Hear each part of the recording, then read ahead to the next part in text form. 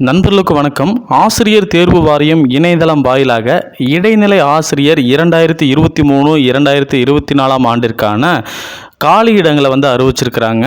அந்த அறிக்கையில் என்ன சொல்லியிருக்கிறாங்கன்னா 1768 காலி பணியிடங்களை நிரப்புவதற்காக நியமன தேர்வு எப்பொழுது நடைபெற உள்ளது அப்படின்னு சொல்லியிருக்கிறாங்க. அதற்கு அப்ளை செய்வது எப்படி, யாரெல்லாம் அப்ளை பண்ணலாம் என்பதை பற்றிய தகவல்கள் முழுமையாக கொடுக்கப்பட்டிருக்குது.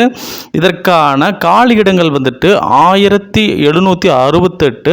அதில் பார்த்தீங்கன்னா தற்போதுள்ள காலி பணியிடங்கள் 1769. ஏற்கனவே கடந்த வருடத்தில் உள்ள காலி பணியிடங்கள் பார்த்தீங்கன்னா 39.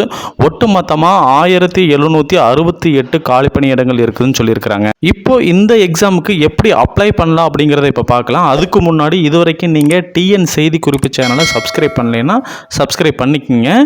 இந்த எக்ஸாமுக்கு எப்போ இருந்து அப்ளை பண்ணலாம் அப்படின்னு சொல்கிறாங்கன்னா 14/2/2024 முதல் 15/3/2024 வரை இந்த தேர்வுக்கு விண்ணப்பிக்கலாம் அப்படின்னு சொல்கிறாங்க. இந்த தேர்வுக்கான தேதி எப்போ அப்படின்னு சொல்லியிருக்கிறாங்கன்னா 23/6/2024 இந்த தேர்வுகள் நடைபெறும் அப்படின்னு சொல்லியிருக்கிறாங்க. இந்த தேர்வுக்கு தகுதியாக என்ன நிர்ணயம் பண்ணியிருக்கிறாங்க அப்படின்னு பார்த்தீங்கன்னா வயதை பொறுத்தளவுக்கு பொது பிரிவை சார்ந்தவங்களுக்கு 53 வயசு வரைக்கும் இருக்கலாம்னு சொல்கிறாங்க. எஸ்சி எஸ்டி டிடபிள்யூ இவங்க எல்லாத்துக்குமே பார்த்தீங்கன்னா 58 வயது வரைக்கும் கொடுத்துருக்குறாங்க.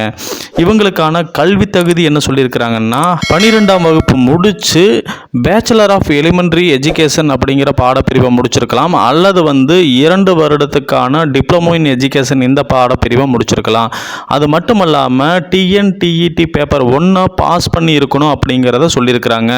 இதற்கான டாக்குமெண்ட்ஸ் என்னென்ன அப்லோடு பண்ணணும்னு சொல்கிறாங்கன்னா 10ஆம் வகுப்புக்கான அந்த மதிப்பெண் சான்றிதழ், 12ஆம் வகுப்புக்கான மதிப்பெண் சான்றிதழ், diploma in teacher education certificate, ஜாதி சான்றிதழ் இதெல்லாம் இதில் நீங்கள் அட்டாச் பண்ணியிருக்கணும் அப்படிங்கிறாங்க. அது மட்டும் இல்லாமல் தமிழ் மீடியமில் படிச்சிருந்தால் அதற்கான பிஎஸ்டிஎம் சர்டிஃபிகேட் வாங்கியிருக்கணும், என்ஓசி சர்டிஃபிகேட் வாங்கியிருக்கணும். ஒருவேளை அரசு பணியில் இருந்தால் என்ஓசி சர்டிஃபிகேட் வாங்கியிருக்கணும் அப்படிங்கிறாங்க.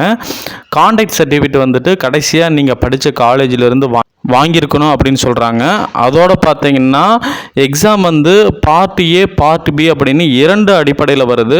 இதில் பார்ட் ஏல பார்த்தீங்கன்னா கம்பல்சரியாக தமிழில் இருக்கும் அப்படின்னு சொல்கிறாங்க. இதில் 30 கொஸ்டின் பார்த்தீங்கன்னா அதில் 20 மார்க் எடுத்துருக்கணும் அப்படின்னு சொல்கிறாங்க. பார்ட் பியில் Tamil, Telugu, Malayalam, Kannada, English, maths, science, social science இது எல்லாம் சேர்ந்து 150 மார்க்குக்கு இருக்கும் அப்படின்னு சொல்லியிருக்கிறாங்க. இந்த காணொளி உங்களுக்கு உபயோகமாக இருந்தது உங்கள் நண்பர்களுக்கும் பகிர்ந்து இந்த தேர்வில் அவங்களும் எழுதுறதுக்கு நீங்கள் உபயோகமாக இருங்க. நன்றி, வணக்கம்.